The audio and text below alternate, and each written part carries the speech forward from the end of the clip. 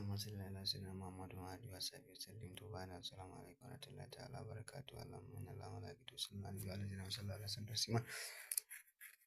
To muna kuwa fatan alkhairi tsakiyar nan ba farkon nan ba ƙarshen nan ba, muna kuwa fatan alkhairi kuma kamar yadda ake mana fatan alkhairi da ƙasashe daban-daban kamar irin su Nijar, Libya, kamar Chad, Taiwan, Qatar, South Africa, jihohi daban-daban, mutane daban-daban da suke saka mu ayyuka da suke saka mu da suke saka mu aiki, suke mana tambayoyi yanda suke biyo mu ta wasu wanda suke neman ƙarin bayani, wanda suke biye da mu a koda yaushe daga wanda suke bibiyar channel ɗin mai suna